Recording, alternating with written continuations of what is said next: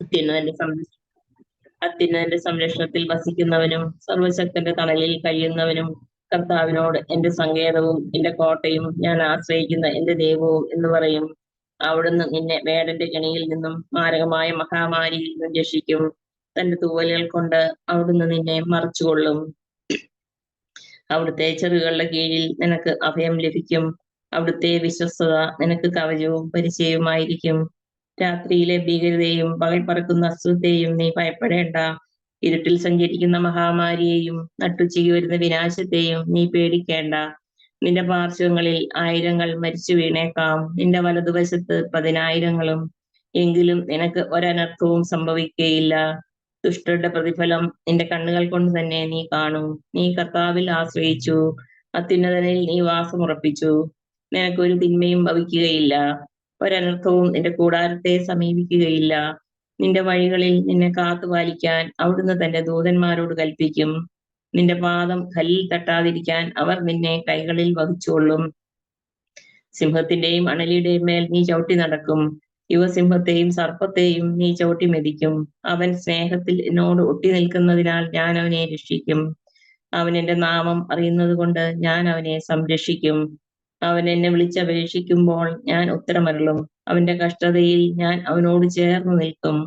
ഞാൻ അവനെ മോചിപ്പിക്കുകയും മഹത്വപ്പെടുത്തുകയും ചെയ്യും. ദീർഘായുസ് നൽകി ഞാൻ അവനെ സംതൃപ്തനാക്കും. എന്റെ രക്ഷ അവന് ഞാൻ കാണിച്ചു കൊടുക്കും. ദൈവവചനമാണ് നാം കേട്ടത്. നമുക്ക് ദൈവത്തെ സ്തുതിക്കാം.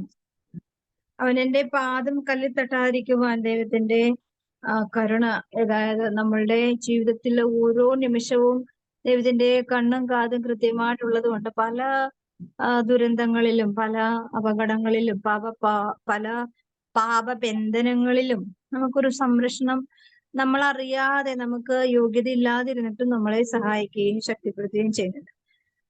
നമുക്ക് ഒന്ന് ചിന്തിച്ചാൽ മതി, നമുക്ക് എത്രയോ അപകടങ്ങൾ കടന്നു പോകാമായിരുന്നു, എത്രയോ പാപബന്ധനത്തില് പോകാമായിരുന്നു. ഇപ്പോ നമ്മള് ക്രിസ്ത്യാനികളാണെങ്കിൽ ക്രിസ്ത്യാനികൾ എന്ന അഭിചാരക്രിയകൾക്കൊക്കെ പോകുന്നുണ്ടോന്ന് ചോദിച്ചാൽ അതിലൊട്ടൊരു കുറവില്ലാത്ത ഒരു വലിയൊരു സമൂഹം ഈ ക്രിസ്ത്യാനി സമൂഹത്തിലുണ്ട്. അതിന് ദൈവാരാധനകൾ നടത്തുന്നവരുണ്ട്, ആഭിചാരങ്ങൾ ചെയ്യുന്നവരുണ്ട്. അതുപോലെ സ്വന്തം താല്പര്യങ്ങൾക്ക് വേണ്ടി പലവിധ സ്വാധീനങ്ങളും ചെലുത്തുന്നവരുണ്ട്. അന്ധമായ വിശ്വാസം സംരക്ഷിക്കുന്നവരും സൂക്ഷിക്കുന്നവരും, അതിന് അനുഗ്രഹം കിട്ടുമെന്ന പ്രതീക്ഷയോടുകൂടി അതിനുവേണ്ടി സമയം ചെലവഴിക്കുന്നവർ, സമ്പത്ത് ചെലവഴിക്കുന്നവരെല്ലാവരും ഉണ്ട്.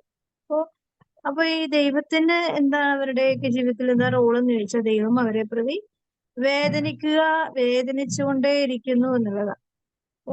ഇപ്പൊ നമ്മുടെ മക്കളെ നമ്മള് ഏറ്റവും നല്ല രീതിയിൽ ജീവിതത്തിന്റെ മേഖലകള് നമ്മൾ തിരിഞ്ഞെരിഞ്ഞും കഷ്ടപ്പെട്ടും ദുരിതം അനുഭവിച്ചൊക്കെ നമ്മൾ വളർത്തും. പക്ഷെ അവര് നമ്മുടെ ഞെരുക്കവും ദുരിതവും വിഷമവും സങ്കടങ്ങളും സാമ്പത്തികമായ ബുദ്ധിമുട്ടുകളൊന്നും അറിയാതെ അവര് അങ്ങോട്ട് ജീവിത മേഖലകളെ ആസ്വദിച്ച് ജീവിക്കും.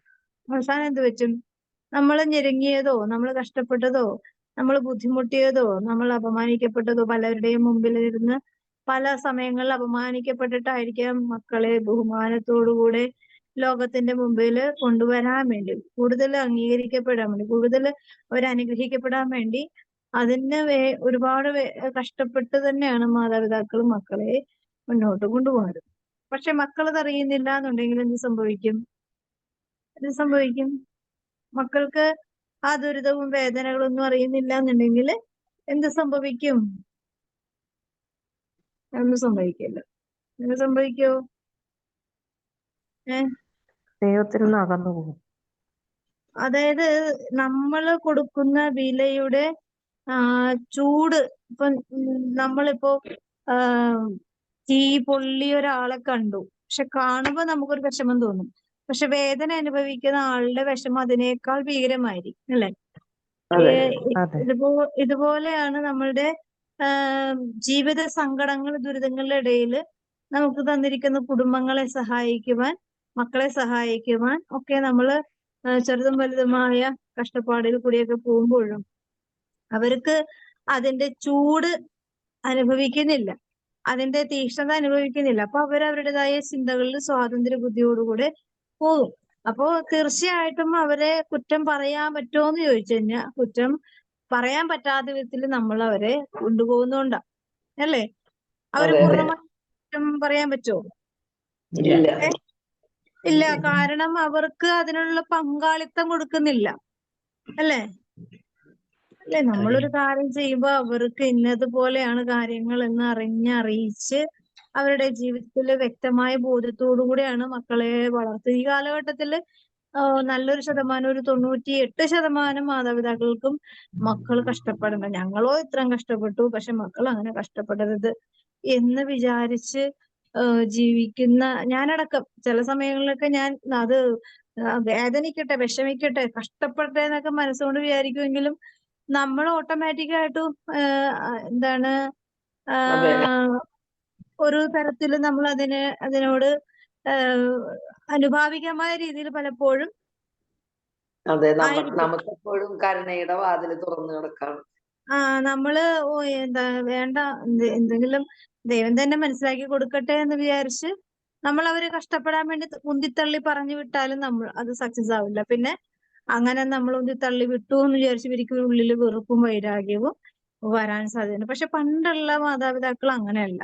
നന്നായിട്ട് മക്കൾ കഷ്ടപ്പെട്ട് ജീവിക്കട്ടെ എന്നുള്ള രീതിയിൽ അവര് ഇന്നും ഉണ്ട് അങ്ങനെയുള്ള ഫാമിലിയും മാതാപിതാക്കളും ഒക്കെ ഉണ്ട്. പക്ഷെ ഇന്ന് കാശുള്ളവരുടെ ഇടയിൽ നന്നായിട്ട് അങ്ങനെ ചെയ്യുന്ന ആളുകളുണ്ട്. അതുകൊണ്ട് ഒരു പ്രായമായി കഴിഞ്ഞാല് അവരുടെ സ്വന്തമായിട്ടൊരു അധ്വാന ശീലം ഉണ്ടാക്കാൻ വേണ്ടി വളരെ തുച്ഛമായ പോക്കറ്റ് മണി കൊടുത്തിട്ട് അവരുടെ ഇതിന് ജോലിക്കോ അല്ല പഠനത്തിനോ ഒക്കെ വിടും. അവര് എന്നിട്ട് തന്നെത്താനെ ഈ അമേരിക്കൻ കൺട്രീസിലൊക്കെ അങ്ങനെയുണ്ട്. ടോയ്ലറ്റ് ഒക്കെ ക്ലീൻ ചെയ്തൊക്കെയാണ് ഓരോ വ്യക്തികളും സ്വന്തമായിട്ട് അധ്വാനശീലം വളർത്താൻ വേണ്ടിയാ. ഞങ്ങളുടെ അടുത്തൊരു അമേരിക്കൻ ഫാമിലി ഉണ്ട്. അപ്പോ അവരുടെ ചെറുപ്പത്തിലേക്ക് അവര് ഒരാൾ മിലിറ്ററിയില് വലിയ ഉദ്യോഗസ്ഥനാണ്. പക്ഷെ അവരുടെ യുവജന യൂത്ത് ആയിരുന്ന സമയത്ത് അവർക്ക് ഇങ്ങനെയുള്ള കാര്യങ്ങൾ ഹോട്ടലുകളിൽ പോയി ജോലി ചെയ്ത് അത് പ്ലേറ്റ് കഴുകുക അങ്ങനെയൊക്കെയാണ്. പക്ഷെ നമ്മുടെ നാട്ടിൽ അങ്ങനത്തെ ഒരു രീതി, അങ്ങനത്തെ ഒരു കൾച്ചർ ഇല്ല. മക്കൾ അതുകൊണ്ട് എന്താ, മക്കൾ മാതാപിതാക്കളുടെ വാല്യൂ അറിയുന്നില്ല. ഇപ്പൊ അമേരിക്കയിൽ അറിയുന്നുണ്ടോന്ന് ചോദിച്ചു കഴിഞ്ഞാൽ അവിടെ അറിയുന്നില്ല. കാരണം ഓരോ കൾച്ചർ മാറുന്നതനുസരിച്ച് ചിന്തകൾ മാറും. മാതാപിതാക്കളോടുള്ള കടമകൾ മാറും. മാതാപിതാക്കൾ ഇതിന്റെയൊക്കെ അടിസ്ഥാന കാരണം എന്താന്ന് വെച്ചാല് നമ്മളെ സഹായിക്കും. മാതാപിതാക്കൾക്ക് ആ ഒരു ചിന്ത വേണമെങ്കിൽ മാതാപിതാക്കളെ സഹായിക്കുന്ന ദൈവത്തിന്റെ കരുണ അറിയണം, ദൈവത്തിന്റെ പരിപാലനം അറിയണം, അല്ലെ? പാപത്തിന്റെ മേഖലകളിൽ കൂടി നമ്മൾ പോയിട്ട് നമ്മളോട് കരുണ കാണിച്ചു. അപ്പോ നമ്മള് ആ മേഖലകളിൽ നമ്മൾ മക്കളോടും കരുണ കാണിക്കുന്നു. ഈ കരുണ കാണിച്ച് മാതാപിതാക്കൾക്കും അതുപോലെ മക്കൾക്കും ഇതിന്റെ യഥാർത്ഥ സ്വഭാവം, ഈ കരുണ കാണിക്കുന്ന എന്തിനാണ് എന്ന് മനസ്സിലാക്കാൻ പറ്റാതെ പോകുന്നു, അല്ലേ? റോമാക്കാർക്ക് ലേഖനത്തില് മക്കളുടെ ചിന്ത മാതാപിതാക്കള് ചെയ്യേണ്ട കടമയല്ലേ അവര് ചെയ്യട്ടെ എന്നുള്ള ബോധ്യമാണ് ഇന്നത്തെ കാലത്തെ മക്കൾ. അതെ. അപ്പോ ഈ റോമാക്കാർക്ക് എഴുതിയ ലേഖനത്തില് 2-ാം അധ്യായത്തില് 4-ാമത്തെ തിരുവചനം ഇങ്ങനെയാണ്. 4:3 വായിക്കാം. ഇത്തരം പ്രവൃത്തികൾ ചെയ്യുന്നവരെ, അതായത് ദൈവത്തിന്റെ ന്യായവിധി, അല്ലയോ മനുഷ്യ, നീ ആര് തന്നെ ആയാലും മറ്റൊരുവനെ വിധിക്കുമ്പോൾ അപ്രകാരം പ്രവർത്തിക്കുന്നവരുടെ മേലുള്ള ദൈവത്തിന്റെ വിധി അത് ഇത്തരം പ്രവൃത്തികൾക്ക് ചെയ്യുന്നവരെയും വിധിക്കുന്നവരെ എന്നാൽ അവ തന്നെ പ്രവർത്തിക്കുകയും ചെയ്യും. മനുഷ്യ ദൈവത്തിന്റെ വിധിയിൽ നിന്ന് ഒഴിഞ്ഞു മാറുവാൻ സാധിക്കുമെന്ന് നീ വിചാരിക്കുന്നുവോ? അതോ അവിടുത്തെ നിസ്സീമമായ കരുണയും സഹിഷ്ണുതയും ക്ഷമയും നീ നിസ്സാരമാക്കുകയാണോ ചെയ്യുന്നത്?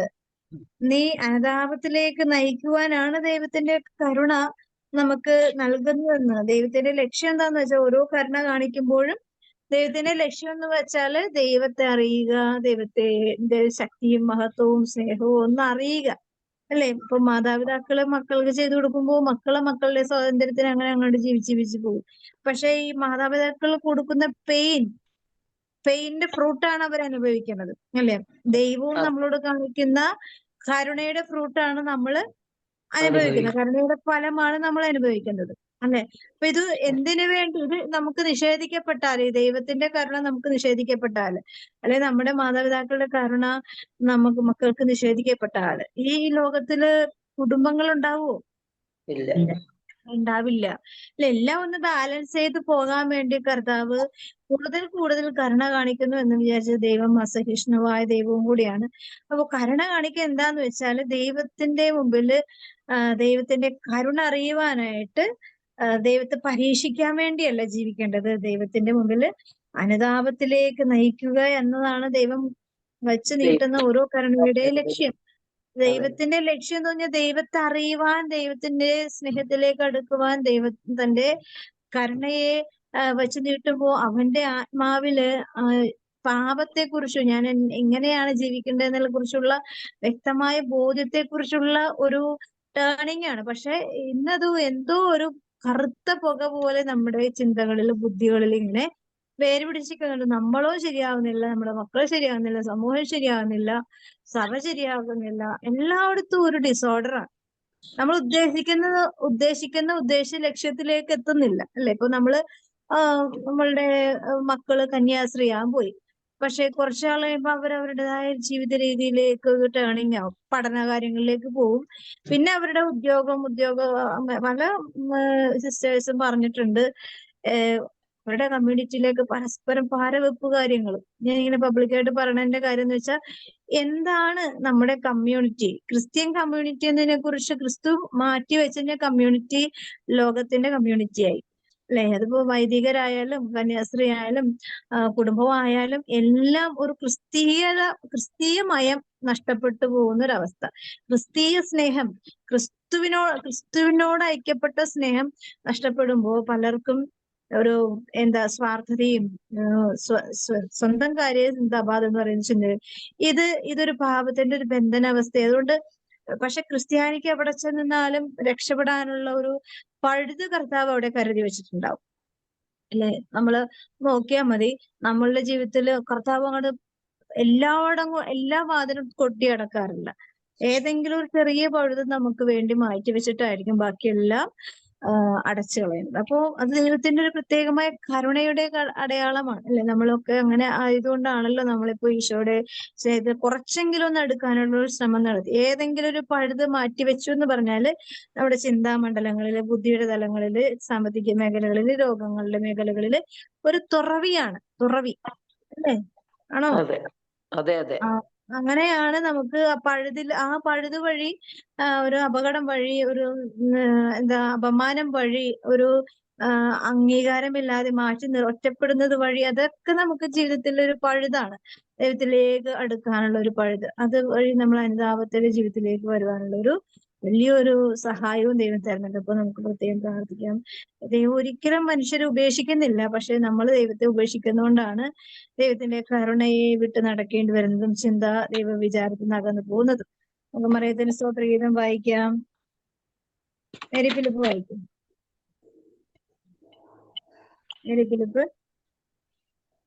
മേരിപ്പോൾ വായിക്കണം, വായിക്കണം. മറിയത്തിന്റെ സ്തോത്രഗീതം. ലൂക്കായുടെ സുവിശേഷം 1-ാം അധ്യായം 46 മുതൽ 56 വരെയുള്ള തിരുവചനങ്ങൾ. മറിയത്തിന്റെ സ്തോത്രഗീതം. മറിയം പറഞ്ഞു, എന്റെ ആത്മാവ് കർത്താവിനെ മഹത്വപ്പെടുത്തുന്നു, എന്റെ ചിത്തം എന്റെ രക്ഷകനായ ദൈവത്തിൽ ആനന്ദിക്കുന്നു. അവിടുന്ന് തന്റെ ദാസിയുടെ താഴ്മയെ കടാക്ഷിച്ചു. ഇപ്പോൾ മുതൽ സകല തലമുറകളും എന്നെ ഭാഗ്യവതി എന്ന് പ്രകീർത്തിക്കും. ഭക്തനായവൻ എനിക്ക് വലിയ കാര്യങ്ങൾ ചെയ്തിരിക്കുന്നു. അവിടുത്തെ നാമം പരിശുദ്ധമാണ്. അവിടുത്തെ ഭക്തരുടെ മേൽ തലമുറകൾ തോറും അവിടുന്ന് കരുണ വർഷിക്കും. അവിടുന്ന് തന്റെ ഭുജം കൊണ്ട് ശക്തി പ്രകടിപ്പിച്ചു. ഹൃദയ വിചാരത്തിൽ അഹങ്കരിക്കുന്നവരെ ചിതറിച്ചു. ശക്തന്മാരെ സിംഹാസനത്തിൽ നിന്ന് മറിച്ചിട്ടു. എളിയവരെ ഉയർത്തി. വിശക്കുന്നവരെ വിശിഷ്ട വിഭവങ്ങൾ കൊണ്ട് സംതൃപ്തരാക്കി. സമ്പന്നരെ വെറും കൈയോടെ പറഞ്ഞയച്ചു. തന്റെ കാരുണ്യം അനുസ്മരിച്ചുകൊണ്ട് അവിടുന്ന് തന്റെ ദാസനായ ഇസ്രായേലിനെ സഹായിച്ചു. നമ്മുടെ പിതാക്കന്മാരായ അബ്രാഹത്തോടും അവന്റെ സന്തതികളോടും എന്നേക്കുമായി ചെയ്ത വാഗ്ദാനം അനുസരിച്ച് തന്നെ. ദൈവവചനമാണ് നാം കേട്ടത്. നമുക്ക് ദൈവത്തെ സ്തുതിക്കാം. നമ്മുടെ കർത്താവായ യേശു മിശിഹായ്ക്ക് സ്തുതി. നമ്മുടെ കർത്താവായ യേശു മിശിഹായ്ക്ക് സ്തുതി. അവിടുന്ന് തന്റെ ദാസിയെ കടാക്ഷിച്ചു. അവിടുന്ന്, അതായത് പരിശുദ്ധ മറിയത്തിന്റെ ഈ ഭൂമിയിലെ സർവസമ്പത്തിന്റെയും ഓഹരിയല്ല, അല്ലെ? അവകാശമാണ്, അധികാരമാണ് മറിയത്തിന് കൊടുത്തത്, അല്ലെ? ഇപ്പൊ നമുക്ക് ഒരു ഒരു എന്താണ് ഒരു ഷെയർ എന്ന് പറയുമ്പോൾ 10% എന്ന് പറയുമ്പോൾ ഒരു 10% നമുക്ക് കിട്ടുന്നുള്ളൂ അല്ലേ? അതെ. ഒരു ഓഹരി മാത്രമേ കിട്ടുന്നുള്ളൂ. പക്ഷെ ഇവിടെ മറിയത്തിന് അങ്ങനെയല്ല. പൂർണ്ണമായും ഒരു അവകാശവും അധികാരവും അമ്മയ്ക്ക് നേടും. അതായത് നമുക്കറിയാലോ, നമ്മൾ പ്രധാനമന്ത്രിയുടെ അമ്മ അല്ലെങ്കിൽ എന്താ ഗവർണറുടെ അമ്മ എന്ന് പറയുമ്പോൾ ആ ഒരു ബഹുമതിയും ആ വ്യക്തിയിൽ കൊടുക്കുന്ന ആ ബഹുമതിയുടെ അളവിൽ കുറയാതെ തന്നെയാണ് അവരുടെ അമ്മമാരെയും കാണുന്നത് അല്ലെ? അപ്പോ ദൈവപുത്രന്റെ അമ്മ എന്ന് പറയുമ്പോൾ ദൈവം എന്ന് പറഞ്ഞ പൂർണ്ണതയുള്ള ദൈവത്തിന്റെ ശക്തിയുടെ അനുഗ്രഹത്തിന് പാത്രമായ ആ മാതൃത്വം. അപ്പോ അത്രയും പവർഫുൾ ആയിട്ടുള്ള ഒരു വ്യക്തി പറയാണ്, അവിടുന്ന് എന്റെ ദാസിയുടെ താഴ്മയെ കടാക്ഷിച്ചു. അവിടുന്ന് തന്റെ അതായത് ഇത്രയും പവർഫുൾ ആയിട്ടുള്ള ദൈവിക കൃപയുടെ നിറവിൽ നിൽക്കുമ്പോഴും അമ്മ വളരെ എളിമയോടെ പറയുന്നൊരു കാര്യം, തന്റെ ദാസിയുടെ താഴ്മയെ സ്വർഗം ദൈവം കടാക്ഷിച്ചു എന്നാണ്. അത്രമാത്രം എളിമപ്പെടാനായിട്ട് ഭൂമിയിൽ ഒരു വിശുദ്ധർക്കോ ആർക്കും തന്നെ സാധിച്ചിട്ടില്ല, ഇന്ന് വരെ സാധിച്ചിട്ടില്ല. അത്രമാത്രം, അതായത് നമുക്കൊരു അധികാരവും അവകാശവും ഉണ്ടായിരുന്നിട്ടും അതിലേക്ക് കണ്ണിമ നോക്കാതെ, അതായത് ഒരു എന്താണ് അധികാരത്തിന്റെ ശക്തിയോ പ്രൗഢിയോ അവകാശമോ അധികാരമോ ഒന്നും കാണിക്കാതെ എല്ലാത്തിൽ നിന്ന് ഒഴിഞ്ഞു മാറി ഒന്നുമല്ലാതെ വട്ടപൂജ്യമായി സ്വയം ശൂന്യവൽക്കരിച്ച് ഈശോയോട് പങ്കുപറ്റി നടന്ന ഒരു വ്യക്തിയാണ്. എന്നാൽ ഈശോയോട് പറയാൻ പറഞ്ഞത് എനിക്കതില്ല ഇതില്ല, അവര് എന്തെങ്കിലും കുറവുകളൊക്കെ ഉണ്ടെങ്കിൽ അവകാശത്തോടും അധികാരത്തോടും പറയാൻ. പക്ഷെ ആ കുറവുകളും എല്ലാ ദുർബലതകളും ദാരിദ്ര്യവും ഒക്കെ ആസ്വദിക്കുന്ന ഒരു ഹൃദയം പരിശുദ്ധ അമ്മയ്ക്കുണ്ടായിരുന്നു. ആസ്വദിക്കുന്ന ഒരു ഹൃദയം. നമുക്കൊക്കെ എന്തെങ്കിലും കുറവുകൾ വരുമ്പോൾ നമുക്ക് പരാതിയുടെ കൂടുകൾ പൊട്ടിത്തെറിക്കാൻ തുടങ്ങും അല്ലെ? നമുക്ക് ചെറിയൊരു പരാതികളുടെ ഒരു പരാതി പറഞ്ഞു കഴിഞ്ഞാൽ അതിന്റെ അടുത്ത പരാതി വരും, പിന്നെ അടുത്ത പരാതി വരും. മക്കൾക്കാണെങ്കിലും നമ്മുടെ വ്യക്തി ജീവിതത്തിലാണെങ്കിലും പരാതികൾ ഇഷ്ടംമാരുണ്ട്. ഇപ്പൊ നമ്മളൊരു കൃപയോടുകൂടി ജീവിക്കുകയാണ്, നമ്മള് പെട്ടെന്നൊരു ബുദ്ധിമുട്ട് വന്നു, അപ്പൊ തന്നെ നമ്മൾ ആദ്യം പരാതി പറയുന്നത് നമ്മളുടെ ദൈവത്തോട് തന്നെ. ദൈവമേ, എനിക്ക് അങ്ങനെ വന്നല്ലോ, ഇങ്ങനെ വന്നല്ലോ, എന്താ എന്നെ ദൈവം എന്നെ മറന്നു കളഞ്ഞു, എന്താ എനിക്ക് ഇങ്ങനെ വന്നത് എന്നൊക്കെ ഒരു മാനുഷികമായ തലം പെട്ടെന്ന് തന്നെ നമ്മൾ ഡൗൺ ആവും. പക്ഷെ ഇവിടെ എല്ലാം ഈ സങ്കടങ്ങളും ദുരിതങ്ങളുടെ നടുവിൽ ഒരു ആസ്വാദിച്ചാണ് അമ്മ കടന്നുപോയത് അല്ലെ? പിതാവിന് പോലും അത് അത്ര അങ്ങോട്ട് സാധിച്ചില്ല. കാരണം ഈ എല്ലാം ഉള്ളിൽ സംഗ്രഹിക്കുന്നുണ്ടെങ്കിലും എന്താ വ്യക്തതയില്ലായിരുന്നു. ഒരു അവ്യക്തമായ ഒരു ധാരണയിലാണ് അല്ലെങ്കിൽ ഇത്രയും ഹൃദയം കൊണ്ട് മറിയത്തെ എത്രമാത്രം സ്നേഹിച്ചു. പക്ഷെ രഹസ്യമായിട്ട് ഉപേക്ഷിക്കുവാനായിട്ടുള്ള ഒരു തീരുമാനം എടുക്കുക എന്ന് പറഞ്ഞ 2 തരമുണ്ട്. ലോകത്തിന്റെ മുമ്പിൽ പരസ്യമായിട്ട് ഉപേക്ഷിക്കാൻ വിചാരിച്ചു കഴിഞ്ഞാൽ കല്ലെറിഞ്ഞ് കൊല്ലുക എന്നുള്ള ആ നിയമം അവിടെ പാലിക്കേണ്ടി വരും. രഹസ്യമായിട്ട് ഉപേക്ഷിച്ചു കഴിഞ്ഞാൽ ആരും അറിയില്ല, ആരാലും അപമാനിക്കപ്പെടില്ല. പക്ഷെ ഒരു ഉപേക്ഷ പരിത്യജിക്കുക അല്ലെങ്കിൽ മാറ്റിവെക്കുക എന്ന് പറഞ്ഞ ഒരു ദൈവസ്നേഹത്തിന്റെ ഒരു നിറവ് അവിടെ ഉണ്ടാവില്ല അല്ലെ? ഇപ്പൊ നമ്മൾ രഹസ്യമായാലും പരസ്യമായാലും അത് ഉപേക്ഷ തന്നെ. പക്ഷെ അതായത് ഒരു സംശയം വരികയാണ്. സംശയം ഒരു ദൈവികമല്ല അല്ലെ? പിതാവിന്റെ കുറവുകൾ ശരിക്കും പറഞ്ഞാൽ നമ്മളും കൃപയുള്ള ജീവിതങ്ങളിലേക്ക് വരുമ്പോൾ ഒരുപാട് ദൈവിക കൃപയുടെ മുമ്പിൽ സംശയത്തോടുകൂടെ, ഞാൻ ചില സമയങ്ങളിലൊക്കെ സംശയത്തോടുകൂടെയൊക്കെ നോക്കിയിട്ടുണ്ട്. അപ്പൊ നമ്മള് ദൈവിക പൂർണ്ണതയിൽ നിൽക്കുന്ന വ്യക്തിയോട് കമ്പയർ ചെയ്യുന്നല്ല. അത് ഇപ്പൊ വിശുദ്ധ ഫൗസ്റ്റീനൊക്കെ ഉണ്ടായിട്ടുണ്ട്. നമ്മളുടെ ഈ വിശുദ്ധരുടെ ജീവചരിത്രമുള്ള പുസ്തകങ്ങളെല്ലാം വായിച്ചു കഴിഞ്ഞാൽ അവർക്ക് എല്ലാവർക്കും പല പല സംശയങ്ങൾ ശക്തമായി ഉന്നയിക്കാനുണ്ടായിട്ടുണ്ട്. പക്ഷേ ഇവിടെ എല്ലാം ഈ സംശയങ്ങളും ബുദ്ധിമുട്ടുകളും സങ്കടങ്ങളും ഒക്കെ ഉണ്ടായിരുന്നപ്പോഴും ഇതെങ്ങനെ സംഭവിക്കും എന്നല്ലാതെ വേറൊരു ശങ്ക മറിയത്തിന് ഉണ്ടായിരുന്നില്ല. അതെങ്ങനെ സംഭവിക്കുന്നൊരു ക്ലെയിം കിട്ടണം, ഒരു വ്യക്തത കിട്ടണം. അത് ശരിക്കും പറഞ്ഞാൽ മറിയത്തിന് ഇതെങ്ങനെ സംഭവിക്കും എന്നുള്ളൊരു വ്യക്തമായ ഒരു ധാരണ ഉണ്ട്. കാരണം ഇത് എങ്ങനെ സംഭവിക്കും, അതായത് ഒരു പുരുഷനെ ഞാൻ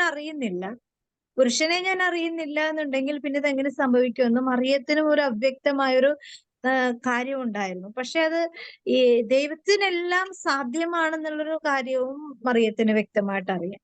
അപ്പോ അവിടെ എല്ലാം സാധ്യമാക്കുന്ന ദൈവത്തിന്റെ മുമ്പിൽ എന്റെ ജീവിതത്തിന്റെ മേലുള്ള അധികാരം ദൈവത്തിന് അവകാശവും അധികാരവും ഉള്ളിടത്തോളം കാലം ദൈവം എനിക്ക് വേണ്ടി ഉപയോഗിക്കുന്നതല്ല, നന്മ നന്മ മാത്രം പുറപ്പെടുവിക്കുന്ന ദൈവത്തിന്റെ മുമ്പിൽ ഇതെങ്ങനെ സംഭവിക്കുമെന്ന് ചോദിക്കുക എന്ന് പറഞ്ഞൊരു അപ്രസക്തമായ കാര്യമായിട്ടാണ് എനിക്ക് പലപ്പോഴും തോന്നിയേക്കുന്നത്. പക്ഷെ ഈ ഒരു സത്യം ലോകം എങ്ങനെ നോക്കേണ്ടതാണ്, എങ്ങനെയാണ് അത് മനസ്സിലാക്കേണ്ടതെന്ന് കൂടി അറിയിക്കാനായിട്ട് മറിയം ചോദിക്കുന്നൊരു കാര്യമാണ് ഇതെങ്ങനെ സംഭവിക്കും. നാച്ചുറൽ ആയിട്ട് ചോദിക്കുന്നൊരു കാര്യമാണെങ്കിലും പക്ഷെ അതിന്റെ പല വശങ്ങളിലേക്ക് നോക്കിക്കഴിഞ്ഞാൽ മറിയം യഥാർത്ഥത്തിൽ അങ്ങനെ ചോദിക്കേണ്ട കാര്യമില്ല. മറിയത്തിന് എല്ലാം അറിയാം.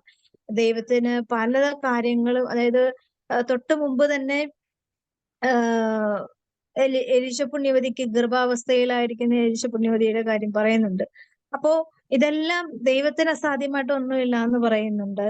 അപ്പോ ഇതെല്ലാം വ്യക്തമായ ചിന്തകളോടുകൂടി മനസ്സിലേക്ക് സംഗ്രഹിച്ച് മറിയം അത് എല്ലാം അടിയറ വെച്ച് തന്റെ ദാസിയായി, ഇതാ കർത്താവിന്റെ ദാസി, എല്ലാ ദൈവീക പദ്ധതികളും എന്നിൽ നിറവേറട്ടെ എന്ന് പൂർണ്ണമായും സമർപ്പണം ചെയ്ത് മനസ്സും ശരീരവും ദൈവസന്നിധിയിൽ അർപ്പിച്ചു എന്നുള്ളതാണ് വലിയൊരു എളിമയുടെ ആന്തരിക അർത്ഥം. അതായത് നമ്മൾ പലപ്പോഴും എന്താണ് ജ്ഞാനസ്നാനം കൊണ്ടും ദിവ്യകാരുണ്യ സ്വീകരണ കുർബാന കൊണ്ടും അതികുർബാന സ്വീകരണം കൊണ്ടും അതുപോലെ സ്ഥൈര്യലേപനം കൊണ്ടും വിവാഹം എന്ന കുദാശ കൊണ്ടും ഒക്കെ നമ്മൾ ഇതുപോലെ കുറെ സമർപ്പണങ്ങളും പ്രതിജ്ഞകളും ഒക്കെ ചെയ്തിട്ടാണ് നമ്മൾ ഇങ്ങോട്ട് പോകുന്നത്. പക്ഷെ ഇതൊരു ആചാരങ്ങളുടെയും അനുഷ്ഠാനങ്ങളുടെയും ഒരു നിഴലിൽ മാത്രം നിന്നുകൊണ്ട് നമുക്ക് പല കാര്യങ്ങളുടെയും ആന്തരിക അർത്ഥമോ ജീവിത വരപ്രസാദങ്ങളോ ഒന്നും നമുക്ക് നിലനിർത്താൻ പറ്റിയിട്ടില്ല. വരപ്രസാദത്തിൽ ജീവിക്കാൻ പറ്റിയിട്ടില്ല. കാരണം എന്താന്ന് വെച്ചാൽ നമുക്ക് ഇപ്പൊ ഒരു പ്രായമായി കഴിഞ്ഞാൽ ഒരു 10 വയസ്സായി കഴിഞ്ഞാല് മാതാപിതാക്കള് എന്ത് വിചാരിക്കും? ആദ്യ കുർബാന സ്വീകരിക്കണം, അല്ലെ? എന്താണ് അതിന്റെ ഉദ്ദേശം എന്ന് ഇപ്പോഴത്തെ മാതാപിതാക്കൾക്കും അറിയില്ല, പണ്ടുള്ള മാതാപിതാക്കൾ കുറച്ചെങ്കിലും അറിയാൻ പറ്റാമായിരിക്കും, അല്ലെ? അപ്പം ഇന്നത്തെ ആദ്യ കുർബാന സ്വീകരണം എന്ന് പറഞ്ഞാൽ ഞാൻ ഒരുപാട് കുഞ്ഞുങ്ങളുടെ ആദ്യ കുർബാന സ്വീകരണ ചടങ്ങില് ശുശ്രൂഷയില് പങ്കെടുത്തിട്ടുണ്ട്. എനിക്ക് തന്നെ ഈ പിള്ളേരുടെ ഈ നിപ്പും എന്താ അതൊരു ചടങ്ങ്, വെറും ഒരു ചടങ്ങ്. ഞാൻ അപ്പോ ആ സമയം കർത്താവെ അങ്ങയെ ഒരാൾക്കും കൂടി അവഹേളിക്കാൻ സ്വാതന്ത്ര്യം കിട്ടുന്ന ഒരവസരമായിട്ട് ഇത് മാറ്റല്ലേ, കുഞ്ഞുങ്ങളെ സഹായിക്കണമെന്ന് ഞാൻ പ്രാർത്ഥിക്കാറുണ്ട്. കാരണം അവരുടെ മാതാപിതാക്കൾക്ക് വ്യക്തം, അവര് നല്ല അടിപൊളി ഡ്രസ്സൊക്കെ ഇട്ട് അടിച്ച് പൊളിച്ച് അന്നത്തെ ഫംഗ്ഷന് വേണ്ടി റെഡിയായി വരും. വിശ്വാസികളുടെ പ്രാർത്ഥന എപ്പോഴാ ചെല്ലണേന്നറിയില്ല, എപ്പോഴാ മുട്ടുകുത്തണേന്നറിയില്ല, എന്തിനാ കൈകുപ്പി പിടിക്കണേന്നറിയില്ല, റെസ്പോണ്ട് പ്രയർ എങ്ങനെ എപ്പോഴൊക്കെ ചെല്ലണേന്നറിയില്ല, ഒരു വകയും വസ്തു അറിയില്ല. ഇതൊക്കെ ഞാൻ ഓർക്കാണ്ട് ഞങ്ങള് ചെറുപ്പത്തില് എന്റെയൊക്കെ പ്രായത്തിലും എനിക്കും അത്ര അറിവൊന്നും ഉണ്ടായിരുന്നില്ല. പക്ഷെ അത് അന്നത്തെ ഒരു ആ ഒരു ദിവസം എന്നും മറക്കാൻ പറ്റാത്തൊരു അനുഭവങ്ങളിൽ കൂടി ഉണ്ട്. പക്ഷെ അന്നത്തെ റീഡിങ് പോലും എന്റെ മനസ്സിൽ ഇപ്പോഴും ഇങ്ങനെ ആരാണ് വായിച്ചത്, ആരാണ് എന്നുള്ള എനിക്ക് വ്യക്തമായ ഒരു ചിന്തയും കാഴ്ചപ്പാടും ഒക്കെ ഉണ്ട്. പക്ഷെ നമ്മൾ അതിനെ വളർത്താനോ അതിനെ ഫോളോ ചെയ്യാനോ നമുക്കോ കഴിവുണ്ടായില്ല, നമ്മുടെ കൂടെ ഉണ്ടവർക്കും കഴിവുണ്ടായില്ല. പക്ഷെ ഇന്ന് കഴിവുള്ളവർ ഇപ്പൊ എന്തെങ്കിലും ഇപ്പൊ നമ്മൾ ഒരു കുറവ് പറഞ്ഞു കൊടുത്താൽ പോലും ഈ തദൈവ് പാടുന്ന സമയത്തൊക്കെ ഫോട്ടോ എടുക്കാനുള്ള തിരക്കില്ല, അച്ഛന്മാരടക്കം. അപ്പോ ഈ ആദ്യ കുർബാന സ്വീകരണം ശരിക്കും എന്താ ഉദ്ദേശിക്കുന്നത് പോലും മനസ്സിലാക്കാൻ പറ്റാത്തൊരു വളരെ വേദനയോടുകൂടെ ചില സ്പെഷ്യൽ ആയിട്ടൊക്കെ ചില കുർബാനകളൊക്കെ നടത്തും ആദ്യ കുർബാന സ്വീകരണ സമയത്തൊക്കെ. അപ്പോ ഇത്രയും മഹത്വത്തിന്റെ രാജാവിനെ അവർ ആദ്യമായിട്ട് സ്വീകരിക്കുകയാണ്, അല്ലെ? ഒരു സർവശക്തനായ ദൈവത്തിന്റെ സാന്നിധ്യം സ്വന്തമായിട്ട് അനുഭവിക്കുവാൻ ദൈവം സ്വാതന്ത്ര്യം കൊടുക്കുന്ന, അവകാശം കൊടുക്കുന്ന ദിവസവുമാണ് അത്. അതിന്റെ ശക്തിയും മഹത്വവും എത്രത്തോളം വലുതാണെന്ന് ആ കുഞ്ഞുങ്ങൾ അറിഞ്ഞ് അതിനെ സ്വീകരിക്കുക എന്നുള്ളതിന്റെ ഒരു സഹായം അവരുടെ പാരന്റ്സ് കൊടുക്കണം. അതുപോലെ എന്താണ് അവരുടെ ടീച്ചേഴ്സ് കൊടുക്കണം. അതിനെ മോട്ടിവേറ്റ് ചെയ്യുന്ന ഒരു ക്രിസ്തീയ കമ്മ്യൂണിറ്റി ആയി അല്ലെങ്കിൽ കാറ്റഗിസം വളരണം. ഇതൊന്നും ഒരു വഴിക്ക് പോയി ഇതൊരു വഴിക്ക് പോയി, ഇതെല്ലാ വർഷവും ഇതിങ്ങനെ നടന്നുകൊണ്ടിരിക്കുക. ഒരു ക്ലോക്കിലെ സൂചി കറങ്ങുന്ന പോലെ ഇങ്ങനെ കറങ്ങിക്കൊണ്ട് എല്ലാ കാര്യങ്ങളും എല്ലാ വർഷവും സമയാസമയങ്ങളിൽ കുഞ്ഞുങ്ങൾക്ക് കൊടുത്തുകൊണ്ടിരിക്കുക. പക്ഷെ കുഞ്ഞുങ്ങൾക്ക് ഇത് എന്താ സംഭവം എന്ന് പോലും ഇന്നത്തെ കുഞ്ഞുങ്ങൾക്ക് വ്യക്തതയില്ല. അവരുടെ ചിന്തകളിൽ ഈശോ, ഉണ്ണീശോ അല്ലെങ്കിൽ ദിവ്യകാരുണ്യം എങ്ങനെയാ ഉണ്ടായത്, ദിവ്യകാരുണ്യനാഥൻ എന്താണ്, ആരാണ്, എന്തായി മാറുന്നു, എങ്ങനെയായി മാറിയതാണ് ഈശോ എന്ന് ഒരു ഒരു ഒരു അടിസ്ഥാനപരമായ ഒരു ചിന്ത കുഞ്ഞുങ്ങളെ തലയിലേക്ക് വരുത്തുവാനായിട്ട് പാരന്റ്സിനും കഴിവില്ല. അതുപോലെ ഇവരെ പഠിപ്പിക്കുന്ന കാരിയസൻ ടീച്ചേഴ്സിനും അതിന്റെ വ്യക്തമായ ഒരു ബോധ്യതലത്തിലേക്ക് വരുന്നില്ല. അതുവഴി എന്താണ് അവരുടെ ജീവിത യാത്രകളില് ഇത് ഒരു ക്രിസ്ത്യാനിറ്റി, ഇതിന്റെ പേര് എന്റെ ഇടവക പള്ളിയില് രജിസ്റ്ററിൽ ഉണ്ട് എന്ന് പറയാൻ മാത്രമല്ലാതെ വേറൊരു ഉപയോഗത്തിനും വരുന്നില്ല. അപ്പൊ എന്താ, ഇവര് വളർന്നു വരുമ്പോ കയ്യിൽ കൊന്ത ഉപയോഗിക്കാനോ അല്ലെങ്കിൽ വെന്തഞ്ഞ് ഉപയോഗിക്കുവാനോ ബൈബിൾ ഉപയോഗിക്കുവാനോ സമയങ്ങളിൽ ജപമാല ചൊല്ലുവാനോ ഒന്നും വേണ്ടത്ര ഒരു മോട്ടിവേഷൻ ഇവരുടെ ജീവിത യാത്രകളില് ഇവരെ സഹായിക്കാൻ പറ്റാത്ത വിധം ഇതൊരു വേറെ വഴിക്ക് പോവും, ലൈഫ് വേറൊരു വഴിക്ക് പോവും. അങ്ങനെ മുഴുവനും ആളുകളല്ല, ഒരു 2-3% അതൊരേ വഴിക്ക് കൊണ്ടുപോകുന്ന ഫാമിലി ഉണ്ട്. പക്ഷെ നോർമലായിട്ട് ഏറ്റവും കൂടുതൽ ഈ ക്രിസ്ത്യാനികളുടെ കുടുംബം ഇതിന്റെ ദുർബലത എന്ന് പറഞ്ഞാൽ ഫോളോ അപ്പിംഗ് ഇല്ല. ഫോളോ അപ്പ് ഒരു കാര്യത്തിലും ദൈവകൃപയുടെ ഫോളോ അപ്പിംഗ് നമ്മുടെ ജീവിതത്തിൽ ഇല്ലാത്തത് കൊണ്ടാണ് പലരുടെ ജീവിതത്തിൽ എത്ര അനുഗ്രഹിക്കപ്പെടുന്ന അനുസരിച്ച് അഹങ്കാരവും കയറി വരും, ആഡംബരം കയറി വരും, അധികാരമോഹം കയറി വരും, സമ്പത്തിന്റെ മോഹങ്ങൾ കയറി വരും. എന്താന്ന് വെച്ചാല് സർവ്വസമ്പത്തിനെയും ഉദരത്തിൽ സംവഹിച്ച പരിശുദ്ധ അമ്മയ്ക്ക് ഒന്നിനെ കുറിച്ചും വലിയ ബോധറിങ് ഉണ്ടായിരുന്നില്ല. അത് ദൈവത്തിന്റെ ആഗ്രഹവും പദ്ധതിയും നിറവേറ്റണം, ദൈവത്തിന്റെ സ്നേഹം എല്ലാവരിലേക്കും പങ്കുവെക്കണം എന്നുള്ള ഒരു ചിന്ത മാത്രം ഉണ്ടായിരുന്ന. പക്ഷെ അതിന്റെ അപ്പുറത്തേക്ക് അമ്മ ഈ ലോകത്തിന്റെ ഒരു വസ്തുവിൽ പോലും അമ്മ കണ്ണുറപ്പിച്ച് നിന്നിട്ടില്ല. മറ്റുള്ളവർക്ക് വേണ്ടി മാത്രം എല്ലാ മേഖലകളെയും സ്വസ്ഥവും സുരക്ഷിതവുമാക്കാൻ വേണ്ടി അമ്മ തന്റെ ജീവിതത്തെ വിട്ടുകൊടുത്തു. പക്ഷെ സ്വന്തം ജീവിതം വളരെ ദാരിദ്ര്യമായിരുന്നു. ഒന്ന് നിവർന്ന് കിടക്കാനുള്ള ഒരു കട്ടില് പോലും ഉണ്ടായിരുന്നില്ല. ഒന്ന് നിവർന്ന് കുമ്പിട്ട് പോകാൻ തക്ക വിധമുള്ള ഒരു കുഞ്ഞു ഗുഹ പോലത്തെ ഒരു ചെറിയൊരു മുറി, വളരെ ചെറിയൊരു മുറിയായിരുന്നു. അപ്പോ അത്രമാത്രം ഇടുങ്ങിയ അവസ്ഥയിലും തന്റെ സ്വർഗത്തിന്റെ രാജാവിനെ വളർത്തി എന്നുള്ളതാണ്. അപ്പൊ നമ്മളൊക്കെ നമ്മളുടെ ജീവിതത്തിൽ കിട്ടുന്ന ഓരോ സമ്പത്തും അറിവും പാരമ്പര്യവും ഒക്കെ വെച്ച് നോക്കുമ്പോൾ അത് നമ്മൾക്ക് സ്റ്റാറ്റസ് അനുസരിച്ചല്ല എന്ന് മാറ്റിവെക്കുന്ന എത്രയോ സാഹചര്യങ്ങളുണ്ട്, വ്യക്തികളുണ്ട്. നമ്മളുടെ പാരമ്പര്യം അനുസരിച്ചുള്ള ആൾക്കാരല്ല, അല്ലെങ്കിൽ നമ്മുടെ സമ്പത്തിന്റെ നമ്മുടെ സ്റ്റാറ്റസ് അനുസരിച്ചുള്ള ആളുകളല്ല എന്ന് പറഞ്ഞ് മാറ്റി നിർത്തുന്ന എത്രയോ ക്രിസ്ത്യാനികളുണ്ട്. അല്ലെങ്കിൽ അവരുടെ വീട് ഭയങ്കര വലിയ വീടാ, അവര് ഭയങ്കര തറവാടികളാ. അപ്പൊ ഒരു വലിയ തറവാടിത്തൊന്നും ഇല്ലാത്ത വീട്ടിൽ നിന്ന് ഒരാളും അങ്ങനെ ഒരു വിവാഹ വാഗ്ദാനം കൊടുക്കുക എന്ന് പറഞ്ഞാൽ ഭയങ്കര അയിത്തം പോലെ ക്രിസ്ത്യാനികളുടെ ഇടയിലും ഉള്ളൊരു കാര്യം തന്നെ. അപ്പോ ഇതിന്റെയൊക്കെ അർത്ഥം എന്താ, ദൈവത്തിന്റെ മുമ്പില് ഈ രണ്ട് പാരമ്പര്യങ്ങളും, അതായത് ഒന്നുമില്ലാത്ത പാരമ്പര്യവും ഉള്ള പാരമ്പര്യവും തുല്യമായിട്ട് തന്നെയാണ് ജീവിതം അവസാനിക്കുന്നത്. മരിച്ചു കഴിഞ്ഞാൽ ശ്വാസം നിലച്ചു പോകുന്നത് എല്ലാവർക്കും ഒരുപോലെ, എല്ലാവരുടെ ശരീരത്തിൽ ഓടുന്ന രക്തം റെഡാണ്, എല്ലാവരും ശ്വസിക്കുന്ന വായു ഒന്ന് തന്നെയാണ്. എല്ലാവരും പലരും പല രീതിയിൽ ജീവിക്കുന്നുവെങ്കിലും അവസാനം ഒന്നിലേക്ക് തന്നെ എത്തിച്ചേരുമെന്ന് പരിശുദ്ധ മറിയത്തിന് നന്നായിട്ട് അറിയാം. അതുകൊണ്ട് അമ്മ ആ ഒന്നിലേക്ക് മാത്രമാണ് ജീവിതത്തിന്റെ എല്ലാ മേഖലകളെയും സൂക്ഷ്മമായും കൃത്യമായും ജാഗ്രതയോടുകൂടെ പുലർത്തി ജീവിതം മുന്നോട്ട് നയിച്ചു പോയത്. അതുകൊണ്ട് ആ ദാരിദ്ര്യത്തെ ആസ്വദിച്ചു, കഷ്ടതയെ ആസ്വദിച്ചു, ദുഃഖങ്ങളെ ആസ്വദിച്ചു. കാരണം ഇതാണ് എന്റെ സമ്പത്തെന്ന് നമ്മളെയും പഠിപ്പിക്കുന്നുണ്ട് ഇതുവഴി. അപ്പോ എന്ത് തരാനും ദൈവത്തിന് സാധിക്കും, എങ്ങനെ തരണമെന്നും ദൈവത്തിന് സാധിക്കും, എങ്ങനെ അത് നിലനിർത്തണം എന്നുള്ളത് അത് ദൈവത്തിന് സാധിക്കുമെങ്കിൽ ദൈവം പറയുന്ന വഴികളിൽ കൂടി പോവുക, അത് ഫോളോ ചെയ്യുക. അല്ലെ ഈശോ പറയുന്നത്, നീ സുഖിച്ച് ജീവിച്ചോ, എല്ലാം കഴിഞ്ഞിട്ടൊക്കെ എന്റെ പുറകെ വന്നാൽ മതി എന്നല്ല പറയാം. നീ എന്റെ കൂടെ വരുമ്പോ എന്താ വരണമെന്ന് പറഞ്ഞത്, നിന്റെ കുരിശും എടുത്തുകൊണ്ട് വരണമെന്ന് പറഞ്ഞത്. കുരിശെന്ന് പറയുമ്പോ എന്താവാം, ചിലപ്പോ നമ്മളെ വേദനിപ്പിക്കുന്ന വ്യക്തിയാവാം, ചില കുടുംബങ്ങളാവാം, ചില സങ്കടങ്ങളും ദുരിതങ്ങളും ഓർമ്മകളും ആവാം. അതെടുത്തൊന്നും പോര് നീ. അതിനെല്ലാം സുഖപ്പെടുത്താനാണ് കർത്താവ് വിളിക്കുക. അല്ലാണ്ട് നീ അത് മാറ്റി വെച്ചിട്ട് നീ എന്റെ പുറകെ വന്നാ നിനക്കതിന് സൗഖ്യം കിട്ടില്ല, ദൈവിക ഈ കുരിശ് നീ എടുത്തത് കൊണ്ട് നിനക്കുണ്ടായ അനുഗ്രഹങ്ങൾ എത്രമാത്രം വലുതാണെന്ന് നീ അറിയില്ല. അതുകൊണ്ട് ഈ എടുത്തിന് പോരുമ്പോ നീ അതും കൂടി എടുത്തിനും പോരണം. വേറെ ഒന്നും കർത്താവ് പറയുന്നില്ലല്ലോ. കുരിശ് എടുത്തിനും പോ. അല്ലാണ്ട് വേറെ ഒന്നും പ്രത്യേകിച്ച് പറയുന്നില്ല. കുരിശെന്ന് നീ മനസ്സിൽ ചിന്തിക്കുന്ന കുരിശെന്താണോ അത് നീ എടുത്തുകൊണ്ട് നീ എന്റെ പുറകെ വന്നാൽ മതി എന്ന് പറയുന്നത്. അപ്പോ അതാണ് പരിശുദ്ധമായ ദൈവത്തിന്റെ ജീവിത രീതി, ക്രിസ്ത്യാനിയുടെ ജീവിത രീതി.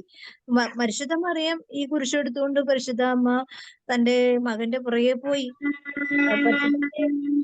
എല്ലാ കുരിശുകളും അതുപോലെ തന്നെ സ്വീകരിച്ചു, അതുപോലെ തന്നെ പൂർത്തീകരിച്ചു. അപ്പൊ നമുക്കും പല പല കുഞ്ഞു കുഞ്ഞു കുരിശുകളുണ്ട്, വേദനകളുണ്ട്.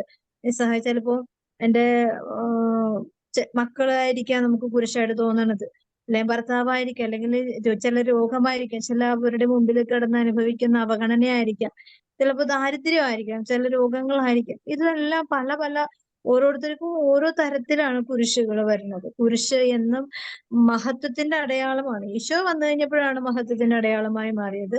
അത് ഈശോ വരുന്നതിന് മുമ്പ് ശപിക്കപ്പെട്ടതായിരുന്നു. പക്ഷെ കുരിശെന്ന് പറയുന്നത് ഞാൻ കുരിശിന്റെ ആകൃതിയെ കുറിച്ചല്ല, നമ്മളെ വേദന ഉണ്ടാക്കുന്ന, സഹനമുണ്ടാക്കുന്ന, ദുരിതമുണ്ടാക്കുന്ന അനുഭവം, വ്യക്തി, സാഹചര്യം, സമയങ്ങളെല്ലാം കുരിശാണ്.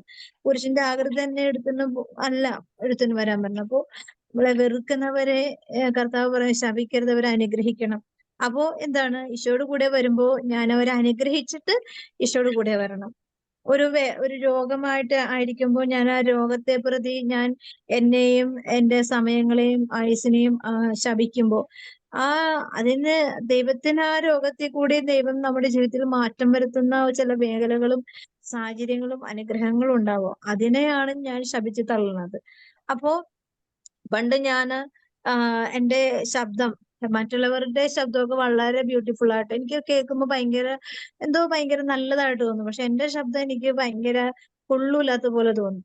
അപ്പൊ ഞാൻ ഓർക്കാറുണ്ട് എന്റെ ശബ്ദം കൊള്ളൂല. ഇങ്ങനെ ഞാൻ ഇന്നാളും പറഞ്ഞായിരുന്നു, പെട്ടെന്ന് ഞാൻ പറഞ്ഞു പോയതാണ്. കർത്താവിനോട് ഞാൻ പ്രാവശ്യം പറഞ്ഞു, കർത്താവ് എന്റെ ശബ്ദം ഒന്ന് മാറ്റി തരണം, എനിക്ക് ഈ ശബ്ദം എനിക്ക് അത്ര അങ്ങ് ഇഷ്ടപ്പെടണില്ല എന്ന് ഞാൻ ഒരു ദിവസം ഇങ്ങനെ റിക്വസ്റ്റ് ചെയ്തു. പക്ഷെ പിറ്റേന്ന് കുറച്ചു ദിവസം കഴിഞ്ഞപ്പോ ഞാൻ എന്റെ ഉള്ളിലിരുന്ന് ആരോ എന്നോട് പറയുന്നത്, നിന്റെ സ്രഷ്ടാവിന്റെ തീരുമാനം മാറ്റാൻ നീ ആരാണ്? നിനക്ക് ഏറ്റവും നല്ലതായിട്ട് തന്നത് നിന്റെ ദൈവമാണ്. നിനക്ക് കറക്റ്റ് ആപ്റ്റായിട്ടുള്ള ശബ്ദമാണ് നിനക്ക് തന്നതെങ്കിൽ നിന്റെ ദൈവത്തോട് നിനക്ക് അങ്ങനെ പറയാൻ നിനക്ക് എന്താ യോഗ്യത? നിന്റെ കഴിവുകൊണ്ട് നിന്റെ ശരീരത്തിൽ, നിന്റെ ജീവിതത്തിൽ എന്തെങ്കിലും കാര്യങ്ങൾ ക്രിയേറ്റ് ചെയ്യാൻ നിനക്ക് ഇതുവരെ സാധിച്ചിട്ടുണ്ടോ? പിന്നെ നിനക്ക് ക്രിയേറ്റ് ചെയ്തു തന്നിരിക്കുന്ന ദൈവത്തിന്, ക്രിയേറ്ററിനെ നീ ചോദ്യം ചെയ്യാൻ നീ ആരാണ്? അങ്ങനെ കുറെ ക്വസ്റ്റ്യൻ എന്നോട് ദൈവാത്മാവ് ഇങ്ങനെ ചോദിക്കാൻ തുടങ്ങി. അപ്പൊ എനിക്ക് മനസ്സിലായി ഞാൻ ചോദിച്ചതും പറഞ്ഞതും തെറ്റാണ്. കാരണം ഞാൻ ജനിക്കുന്നതിന് മുമ്പേ എന്നെ അറിയുന്ന ദൈവം ഇങ്ങനെ ആയി ജീവിക്കണമെന്ന് ദൈവം തീരുമാനിച്ചിട്ടുണ്ടെങ്കിൽ അതില് ഒരു പ്രത്യേകമായ ഒരു പദ്ധതിയുണ്ട്. അപ്പൊ ഞാൻ ഇന്ന് ചെയ്യുന്ന ഓരോ കാര്യങ്ങളും എന്റെ സ്വന്തം ശബ്ദത്തിൽ തന്നെയാണ്. അപ്പോ പലപ്പോഴും പറയാറുണ്ട്, പാട്ട് പാടുന്ന സമയത്ത് സോഫിക്ക് തന്നെ പാടിക്കൂടെ, നല്ല ശബ്ദമല്ലേ? അപ്പോ അന്ന് ഞാൻ പറയാറുണ്ട് എന്റെ ശബ്ദം ഒന്ന് മാറ്റി തരണേന്ന്. അപ്പോ ആ സമയത്തിന്റെ പൂർണ്ണതയിൽ ദൈവത്തിന്റെ സ്നേഹത്തിന്റെ രുചിഭേദങ്ങളൊക്കെ അനുഭവിച്ചറിയുമ്പോൾ ശബ്ദമെല്ലാം മാറണത് എന്താണ്, എന്റെ ചിന്തകൾ മാറുന്നു, എന്റെ ബുദ്ധിയുടെ മേഖലകളിൽ കുറച്ചും കൂടി തിരിച്ചറിവും ബോധവും വെക്കുന്നു. അപ്പോ എന്റേതായ ഒന്നും എന്നിൽ നിന്ന് എടുത്ത് മാറ്റാതെ തന്നെ അതിനെല്ലാം അതിന്റെ അഴുക്കും വൃത്തിയില്ലായ്മയും ഒക്കെ കർത്താവ് ബ്ലസ് ചെയ്ത് അത് കൂടുതൽ അനുഗ്രഹമാക്കി, കൂടുതൽ അഭിഷേകമാക്കി പ്രാർത്ഥിക്കാനും പ്രവർത്തിക്കുവാനൊക്കെ ദൈവം പാടാനൊക്കെ അനുഗ്രഹിക്കുന്നു. അപ്പോ ഇന്നും പലപ്പോഴും ഞാൻ ഒരു ദിവസം പള്ളിയിൽ പോയില്ലെങ്കിൽ പലരും എന്നോട് ചോദിക്കും, സോഫി ഇല്ലെങ്കിൽ ഒരു സുഖമില്ല കുർബാന കൂടാനായിട്ട്. അപ്പൊ ഞാൻ അത് കേൾക്കുമ്പോ എനിക്ക് വലിയ ഇതൊന്നും തോന്നില്ല. പക്ഷെ എന്റെ അസാന്നിധ്യം പലർക്കും അത് ദൈവ കൃപയെ ഒരു ദുർബലമാക്കി കളയുന്ന ഒരു ചിന്തയിലേക്ക് ചിലപ്പോ കൊണ്ടുപോകാം. പക്ഷെ എന്റെ ശബ്ദമല്ല, എന്നിൽ കൂടി ദൈവം നിക്ഷേപിച്ചിരിക്കുന്ന ഒരു അഭിഷേകത്തിന്റെ അംശം അവരുടെ ആത്മാവിലേക്ക്, അവരുടെ ചിന്തകളിലേക്ക്, അവരുടെ പ്രാർത്ഥനാ സമയങ്ങളിലേക്ക് പകരുന്നുണ്ട്. കൃപകൾ ഒരിക്കലും ഇങ്ങനെ ഒറ്റയ്ക്ക് അനുഭവിക്കാനുള്ളതല്ല, അതിങ്ങനെ നിരന്തരം അലയടിച്ച് മറ്റുള്ളവരിലേക്ക് എത്തുവാനുള്ളതാണ്, പലരിലേക്കും ഷെയർ ചെയ്യാനുള്ളതാണ്. അപ്പൊ അത് നമ്മളുടെ സ്വന്തമായിട്ടുള്ള ഒന്നും തന്നെ നമ്മളുടെ കയ്യിലില്ല. അതെല്ലാം കർത്താവിന്റെ കൃപയുടെ ഒരു അടയാളവും നമ്മൾക്ക് ദൈവം നമ്മുടെ കൂടെ ഉണ്ടെന്നുള്ള ഒരു അഭിഷേകത്തിന്റെ മുദ്രയാണ്. അത് എനിക്കതിൽ കൈവെക്കാനോ എനിക്കതിൽ അവകാശം വെക്കാനോ ഒരു യോഗ്യതയില്ല. എന്റെ ആയുസ്സിലും ആരോഗ്യത്തിലും ആത്മാവിലും. അപ്പോ എല്ലാം ദൈവത്തിന്റെ ദാനമാണെന്ന് പറയുന്നത് കൊണ്ടാണ് ഈ ശരീരവും ആത്മാവും സർവസ്വവും കർത്താവിന്റെ ദാനമാണെന്ന് പറയുമ്പോൾ നമുക്കവിടെ വളരെ താഴ്മയോടുകൂടെ നിൽക്കാനുള്ള ഒരു ദൈവിക ചിന്ത നമ്മളെ സഹായിക്കും. ഇതിന്റെ 100 ഇരട്ടി താഴ്മയോടെ ചിന്തിച്ച് മനസ്സിലാക്കിയ ഒരു ചിന്തയാണ് മറിയം പറയുന്നത്, തന്റെ ദാസിയുടെ താഴ്മയെ കടാക്ഷിച്ചു എന്ന് പറയും. അപ്പോ മറിയം അത്രമാത്രം ഉന്നതമായ ചിന്തയിലാണ് ആ വാക്ക് പറയണമെങ്കിൽ നമ്മൾ അതിന്റെ ഒരംശം പോലും ഈ ലോക ജീവിതത്തിൽ പഠിച്ചു വരുന്നില്ല. അല്ലെങ്കിൽ പല മേഖലകളിലും നമ്മൾ അതിൽ വളരെ ദുർബല ചിന്തയോടുകൂടി അതിനെ നോക്കിക്കാണുന്നു. അതുകൊണ്ട് നമുക്ക് പ്രത്യേകം പ്രാർത്ഥിക്കാം. മറിയം അങ്ങനെ പറഞ്ഞെങ്കിൽ, അതായത് ദൈവത്തിന്റെ അമ്മ, ദൈവത്തെ ഉദരത്തിൽ വഹിക്കുവാൻ ദൈവം അനുവദിച്ച ഒരു വ്യക്തി അങ്ങനെ പറഞ്ഞെങ്കിൽ ഞാൻ എത്രത്തോളം താഴ്മയോടെ ആയിരിക്കണം എന്നൊരു ചിന്ത നമ്മളെ ഓരോരുത്തരെയും ഭരിക്കട്ടെ. നമുക്ക് പ്രത്യേകമായിട്ട് അമ്മയോട് ചേർന്ന് പ്രാർത്ഥിക്കാം. പരിശുദ്ധ ബാപ്പായുടെ എല്ലാം നമ്മൾക്കും വേണ്ടി സ്വർഗസ്ഥനായ പിതാവേ,